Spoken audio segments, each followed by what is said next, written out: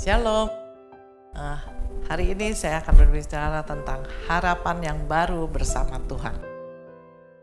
Kita mungkin tidak bisa menyiram bunga yang sudah layu supaya segar kembali. Namun kita bisa menanam bunga yang baru dengan harapan yang baru. Yesaya 43 ayat 19 berkata, "Lihat, aku hendak membuat sesuatu yang baru yang sekarang sudah tumbuh. Belumkah kamu mengetahuinya? Ya, aku hendak membuat jalan di padang gurun dan sungai-sungai di padang belantara."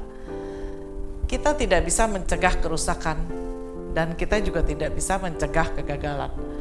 Namun setiap hari Tuhan sanggup memperbaharui hati kita dengan sesuatu yang baru. Harapan yang baru, ide-ide dan konsep yang baru. Itu sebabnya sebagai orang percaya kita tidak boleh frustasi dan stres jika terpaksa harus melalui segala hal buruk dan tidak baik dalam hidup ini. Dalam Amsal 4 ayat 23 berkata, "Jagalah hatimu dengan segala kewaspadaan, karena dari situlah terpancar kehidupan." Yang terpenting bukan sebabnya, melainkan akibatnya.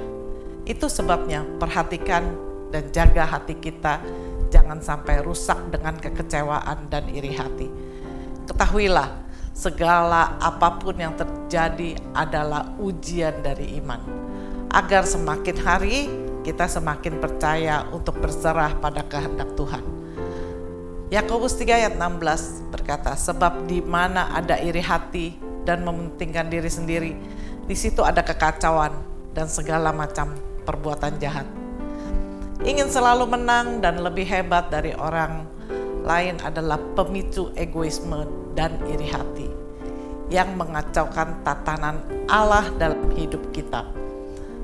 Pengkhotbah 9 ayat 11, "Lagi aku melihat di bawah matahari bahwa kemenangan perlombaan bukan untuk yang cepat dan keunggulan perjuangan bukan untuk yang kuat, juga roti bukan untuk yang berhikmat, kekayaan bukan untuk yang cerdas, dan karunia bukan untuk yang cerdik cendekia, karena waktu dan nasib dialami mereka semua."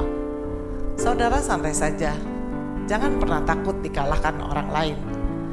Jangan pernah terpengaruh oleh kata orang, "Si Anu lebih kaya, lebih hebat, lebih sukses, lebih berhasil, lebih terkenal," dan lain-lain sebagainya, yang memicu adrenalin sampai ke ubun-ubun kita, yang menjebak hati kita seolah-olah hidup ini adalah sebuah perlombaan. Mazmur 73 ayat 17-18 berkata, "Sampai aku masuk ke dalam tempat kudus Allah dan memperhatikan kesudahan mereka. Sesungguhnya di tempat-tempat licin kau taruh mereka, kau jatuhkan mereka sehingga hancur." Hanya di dalam hadirat Tuhan kita bisa memahami makna kehidupan. Untuk apa kita hidup? Semuanya hanya untuk Tuhan, bukan untuk kemuliaan diri kita, tapi bagi kemuliaan Tuhan. Mazmur 73 ayat 19-20 berkata, "Betapa binasa mereka dalam sekejap mata, lenyap habis seolah-olah karena kedahsyatan, seperti mimpi pada waktu terbangun. Ya Tuhan, pada waktu terjaga rupa mereka kau pandang hina." Ambisi kelihatannya bagus, namun bisa menjadi racun yang merusak dan membinasakan hidup manusia. Bangunlah sekarang. Hidup adalah kenyataan, bukan khayalan atau mimpi yang membentuk opini yang keliru. Mazmur 73 ayat 21-22 berkata, "Ketika hatiku merasa pahit dan buah pinggangku menusuk-nusuk rasanya, aku dungu dan tidak mengerti, seperti hewan aku didekat." Jadilah bijak agar kita bisa melihat dan mengerti rancangan Allah. Jangan suka mereka-reka, apalagi menebar benci dan hoaks karena kepahitan. Sebab kita adalah manusia ciptaan Allah yang diciptakan serupa dengan gambar Allah.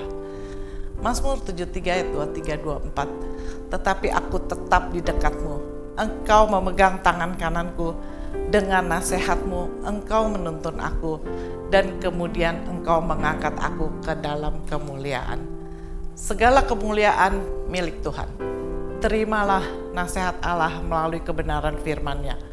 Maka Dia yang akan menuntun dan mengangkat kita untuk masuk ke dalam kemuliaan-Nya. Yesaya 32 ayat 15-17.